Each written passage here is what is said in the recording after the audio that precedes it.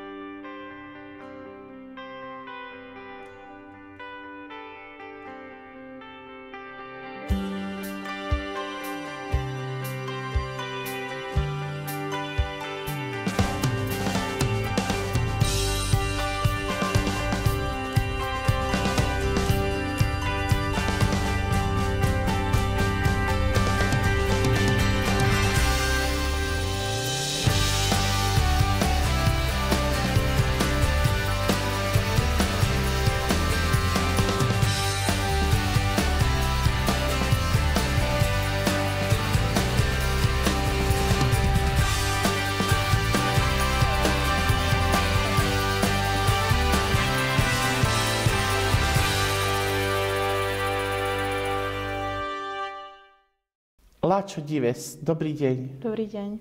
Predstavujem vám sériu rozhovorov mladých, šikovných Rómov a Rómiek z oblasti Kemera a Spiša. Vítame u nás pani magistru Moniku Tolnajovú, koordinátorku asistentov podpory zdravia. Vítajte u nás. Ďakujem pekne za pozvanie. Povedzte nám niečo o sebe.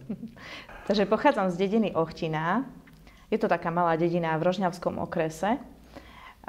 Mám jedného brata, rodičia vlastne pochádzajú z mnohopočetných rodín. Otec pochádza zo 6 detí, matka z 5 detí.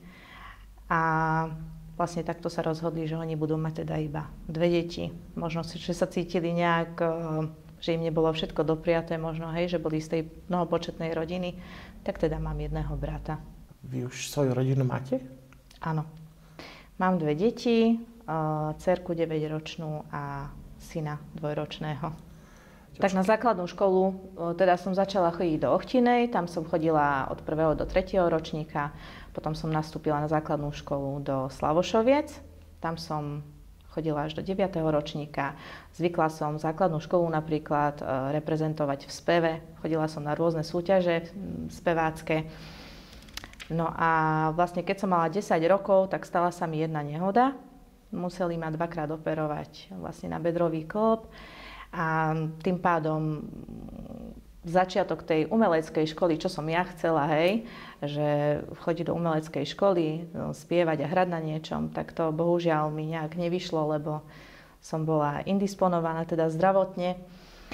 No ale nakoniec sa všetko dalo do poriadku. Na základnej škole som mala celkom dobré výsledky. A vlastne už v tom 9. ročníku som s jednou kamarátkou tak rozmýšľala, že čo budeme my vlastne robiť, kam pôjdeme do tej školy, hej. Nemáme také zlé výsledky, hovorím, ale na gymnázium veľmi nechcem ísť preto, lebo toto nemá celkom také zameranie a nie som si istá, že či vlastne ja mám na tú vysokú školu, či budem ďalej pokračovať. Tak sme sa rozhodli, že teda pôjdeme na strednú zdravotnú školu spolu. Darilo sa nám teda, štúdium sa mi veľmi páčilo. Rodičia ma tiež veľmi motivovali k tomu, hej, že Monika, nemôžeš byť taká, že nebudeš sa učiť preto, lebo keď sa nebudeš učiť, nič v živote nebudeš mať. Nič v živote nedosiahneš, hej. Takže rodičia boli pre mňa veľkým vzorom teda. Keď môžem teda spomenúť trošku aj o tom rasizme, možno na mne nevidno, hej, že som Rómka. Ja som to tak celkom ani nepociťovala na základnej škole vôbec, ani všeobecne. Skôr na tej strednej škole prostredníctvom jednej kamarátky. Aj to som si len tak všimla, hej, že tá kamarátka stále, keď niečo trebalo vybavovať, tak mi povedala, že Monika, poď, však ty nevyzeráš ako Rómka, hej. Že to bolo také zaujímavé, že vtedy mi to tak ťuklo, že naozaj, že tú kamarátku síce bola veľmi múdra, hej, mala výborné výsledky, ale i tak sa cítila nejak tak obmedzená, alebo necítila sa dobre. Tak. Vtedy som tak nejak registrovala, hej, že tento rasizmus asi fakt, že zasahuje do niekoho životov. Ja som to tak nepociťovala, hej. Čo sa týka tej strednej zdravotnej školy, aký odbor ste tam študovali? V tej dobe to bol zdravotnícky asistent teda. Čiže nie praktická sestra, ale zdravotnícky asistent. Ale v podstate ako učivo, myslím si, že bolo porovnateľné s tou praktickou sestrou. Čiže nadobudla som tam aj vedomosti, aj teda praktické zručnosti na praxi. A do budúcna, ako Aj keby tú som bola odbornú zdravotná prax ste sestra. tam mali. Mala som samozrejme, hej. A môžeme povedať, že ste ostali aj v tom zdravotníctve. Áno, ostala som stále v zdravotníctve. Niečo nám môžete priblížiť ohľadom terajšej vašej profesie? Začala by som asi tak, že vlastne po tej strednej zdravotníckej škole ja som mala takú ambíciu, že povedala som doma rodičom, hej, že chcela by som ísť napríklad do Afriky pomáhať deťom, chcela by som misijnú prácu robiť, hej, ako ten asistent zdravotnícky. Len moji rodičia boli trošku nie veľmi naklonení, hej, tomu, že chcem ísť až tak ďaleko, hej, a že je to neznáme a že som proste mladá a mala by som ísť trošku iným smerom, hej, tak mama ma nasmerovala, že skús teda ísť do zahraničia, keď už chceš niečo nové vyskúšať, ale choď iným smerom. Že ste stále chcela vlastne pomáhať tým druhým. Áno, áno, to mi stále ostalo a mám to proste v sebe, je to tak. Je to tak. A keď ste spomínala to zahraničie, takže čo nasledovalo? Následne som teda išla pracovať do zahraničia, do Rakúska, opatrovala som seniorov a tam som sa vlastne dostala k paliatívnym seniorom, čiže zomierajúcim. A nebola to ľahká práca, ale mňa to naplňalo, ja som vedela, že to proste zmysel má a veľa mi tá práca dala. Možno také iné zmýšľanie trošku, hej, vážiť si viac ten život, tie okamihy s tou rodinou a takéto veci. Taký nadhľad nad tou prácou. Presne to som získala tou prácou. No a potom som teda otehotnela. V čase vlastne, keď som začala ale chodiť, pracovať do Rakúska, tak vtedy som si povedala, že chcela by som aj študovať teda externe. Moji rodičia veľmi nemali financie na to, hej, aby ma niekde poslali sami od seba, takže som si musela zarobiť na tú vysokú zarobené školu. peniaze. Tak, takže som si zo zarobených peňazí vlastne aj som chodila do práce do Rakúska, ale aj som študovala externe na Dubnickom technologickom inštitúte, vlastne v detašovanom pracovisku v Revúcej, odbor učiteľstvo profesijných predmetov a praktickej prípravy.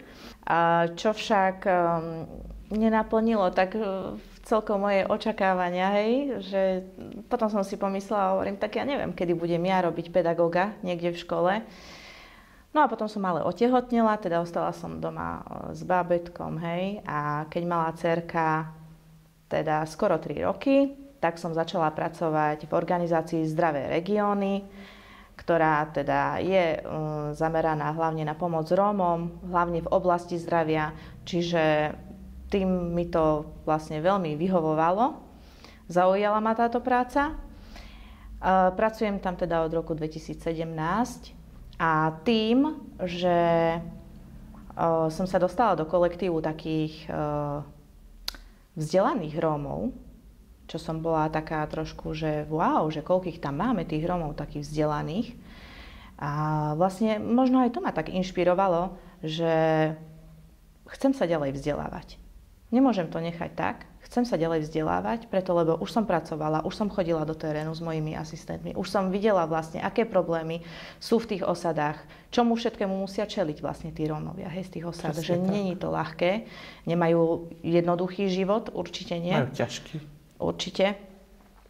A preto som sa teda rozhodla ešte popri zamestnaniu študovať na Vysokej škole svätej Alžbety v Rožňave, odbor sociálny pracovník.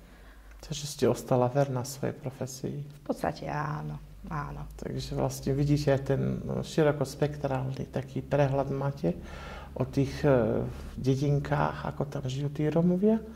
Jednoducho im viete aj z vašej profesie aj tak dopomáhať. Snažíme sa, ako vieme. Samozrejme sú tam stále, v rómskych osadách je stále ešte veľmi veľa čo meniť. Na práci, áno. Áno, áno. Je to, ja si myslím, že na dlhú trať, by som tak povedala. Áno. Ja si veľmi vážim napríklad organizáciu Zdravé regióny, vlastne tú ideu, hej, s ktorou prišli, že chcú pomáhať tým Rómom, hlavne v tej oblasti zdravia, preto, lebo to je to najdôležitejšie, čo by si tí Rómovia vlastne mali uvedomiť, že keď máme to zdravie, tak máme všetko.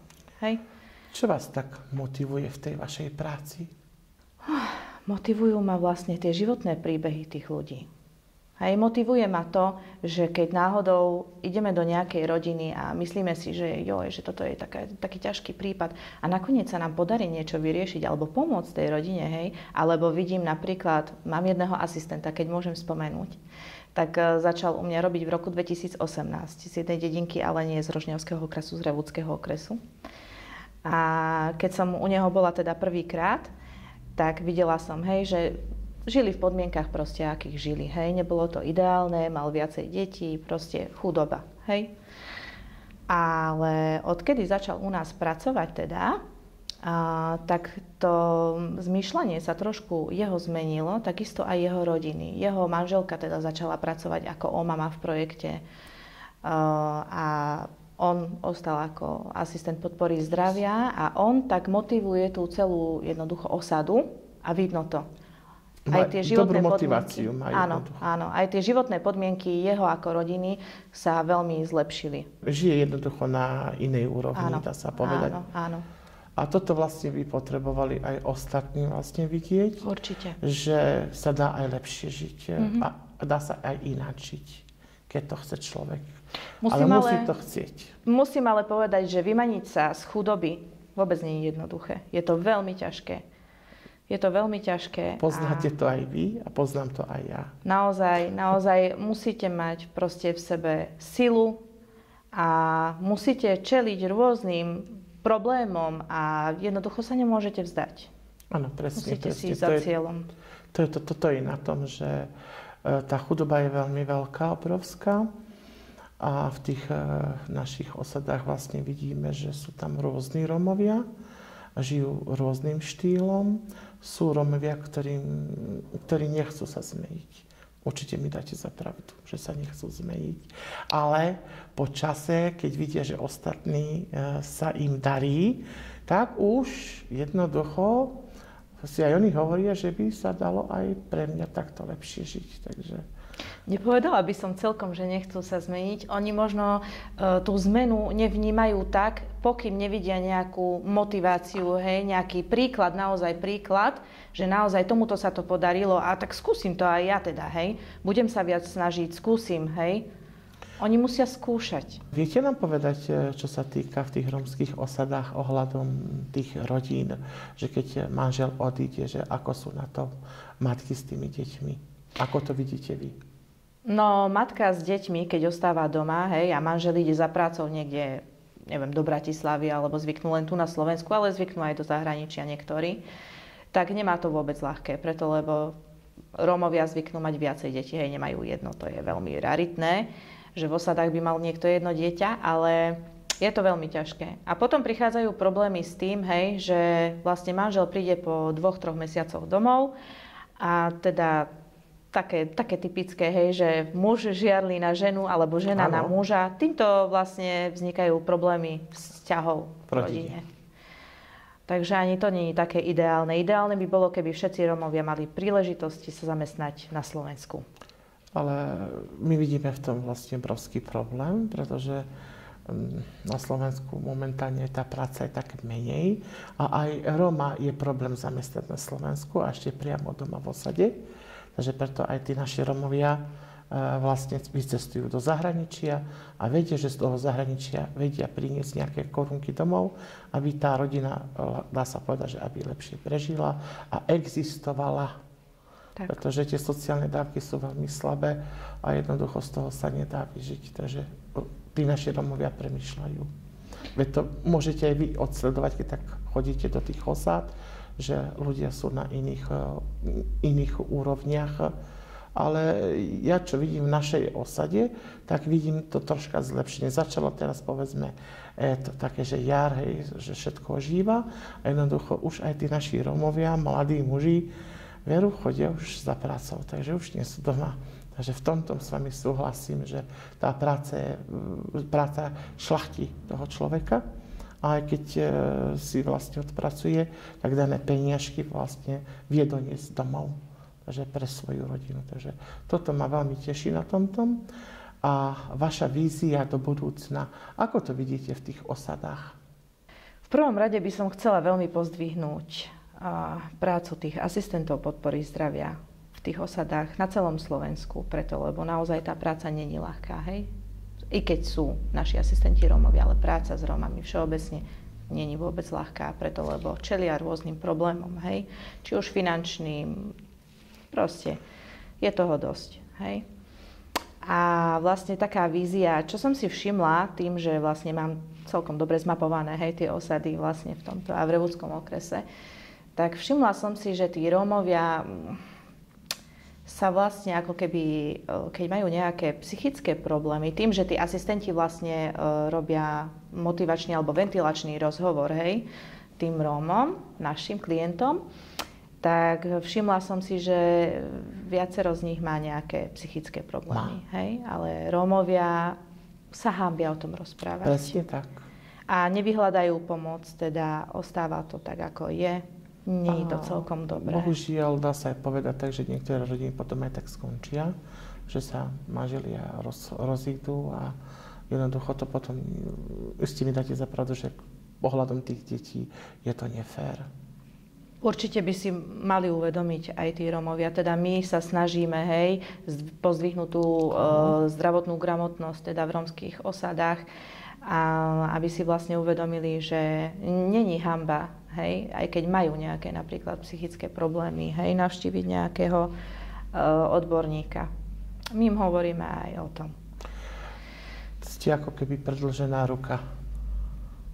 Pomocná ruka tým našim Rómom, pretože môžem sám povedať, že naozaj my to máme v našej dedine tiež jedného asistenta a viem, že keď tak prejde komplet tú osadu komplet, zároveň a majú aj také, že bližšie k nemu, poznajú ho a zároveň aj sa mu zverujú s nejakými problémami. Aj keď nechcú, ale potrebujú odbornosť jednoducho a viem, že tento náš asistent veľakrát mi aj povie, že no, sa mi zverujú a jednoducho, že čo a vlastne oni majú odporúčiť, že čo jednoducho, alebo ide s nimi aj k lekárom, takže to je veľmi, toto chválim, pretože je to veľmi, veľmi perfektná práca a tým, že naši Rómovia sú takí tajnostkári, lebo nechcú povedať všetko, väčšinou tajia to v sebe, ale títo asistenti sú ako keby taká čerešnička na torte.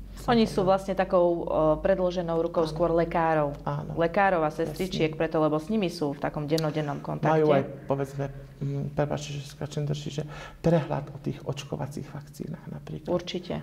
A toto ma veľmi teší, pretože tie detičky na začiatku toho vývoja potrebujú to očkovanie, aby boli zdraví a aby ich vývin bol vlastne čo najlepší. Čo sa týka vašich asistentov, viete mi povedať, že či chodia do základných škôl nejako prednášať? Áno, asistenti chodia nielen do základných škôl, chodia aj do materských škôl, do komunitných centier, aj na stredné školy, na špeciálne školy a teda snažia sa prednášať alebo šíriť osvety, hej, na rôzne témy. Čo je také zaujímavé, tak robia osvety napríklad aj o hygiene, ale pre väčšie deti napríklad robia aj o životospráve, o dentálnej hygiene, ale robia aj o reprodukčnom zdraví a plánovanom rodičovstve, čo je tiež veľmi dôležité teda už pre takých puberťákov, hej? Áno, áno. Aby teda vedeli, že o čom to je a s čím by mohli ešte trošku počkať, hej? A toto môžem povedať tiež, že je to veľmi vynikajúca vec, pretože aj v našej základnej škole sa takéto veci realizujú. Naša riaditeľka to veľmi pekne privítala a môžem podotknúť, že perfektne zvládnutá práca, akože spolupráca s deťmi, lebo my máme primárny stupeň, takže je to veľmi originálne. A sme radi, že jednoducho takéto niečo existuje. No, snažíme sa. Je to síce taká mravenčia práca, možno niekto povie, že veľa nevidno, akože, hej, ale je to fakt, tí asistenti, ja si ich veľmi vážim preto, lebo všetci odvádzajú takú prácu v tých terénoch, že naozaj, ja viem, o čom hovorím, že... Čo sa týka vašej budúcnosti? No ja mám takú víziu, že teda... Ako už som spomínala, hej, tí Rómovia, až v praxi vlastne teraz, v tejto práci som si tak uvedomila, že nie sú takí otvorení a boja sa rozprávať o svojich problémoch, teda a nenavštevujú napríklad psychológa alebo psychiatra. tak ja som rozmýšľala teda nad tým a veľmi ma to tak láka, že by som ďalej ešte išla študovať psychológiu. Psychológiu, takže by ste bola nápomocná do budúca našim Romom. Čo by ste tak odporúčila tým mladým do budúcna? Čoho by sa nemali vzdať? Ja by som mladým hlavne odporúčila, aby nezanevreli na to štúdium. I keď možno život doma, hej, v rodine není taký ľahký, ale keď vlastne nebudú sami chcieť, jednoducho musia mať nejaký cieľ, vytýčiť si cieľ a za tým cieľom musia ísť. Musia si jednoducho uvedomiť, že na Slovensku aká je situácia, hej, je ťažká situácia, čiže bez toho vzdelania sa jednoducho nepohnú ďalej. Tým súhlasím. Budú mať ťažší oveľa život. Áno, a majú aj ťažší, keď jednoducho ďalej neštudujú. Jednoducho, je mi to strašne ľúto, že niektorí sa toho vzdávajú.